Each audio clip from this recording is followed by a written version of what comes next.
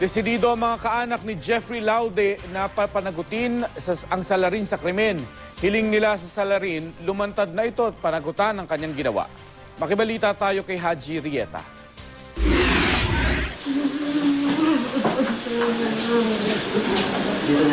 Humahagulgol sa hinagpis sa mga kaanak ng transgender na pinatay sa isang lodge sa Olongapo City noong Sabado nang dumating sa punerarya ang labi nito.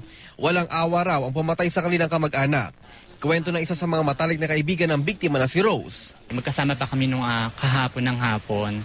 Nagsasampay pa kasi siya ng damit. Gulat na lang ako na akala ko nagbibiro lang yung mga kasama ko. Ngayon, hanggat hindi ko nakikita yung katawan niya, hindi ako naniniwala. Mabait daw at mapagbigay ang biktima sa kanila maging na rin sa kanyang kaanak nang iba ay nasa Leyte. May tuturing daw na siya ang breadwinner ng kanyang pamilya. Hindi rin naitago ng tiyahin ng biktima ang kanyang galit. Nagdadasal ko po mahuli yung taong pumatay sa pamangkin ko, magbabayad siya.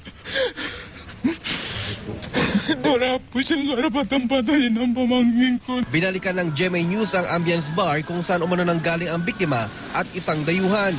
Pagkatapos magkita, naglakad lang sila patungo sa Cell Zone Lodging House na kulang 100 metro ang layo mula sa bar. Sinubukan ng GMA News na kunan ng pahayag ang mga nasabing establishmento pero ni isa walang humarap sa amin. Ang ilang napagtanungan naman namin, hindi raw matiyak kung ang biktimang nakita nilang may kasamang dayuhan mag-alas 10 ng gabi noong Sabado na pumasok sa loob ng nasabing motel. Hustisya ang hiling ng buong mag-anak para sa pagkamatay nito.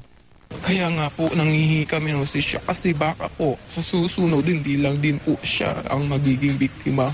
Baka marami pa po. Haji Rieta, GMA News.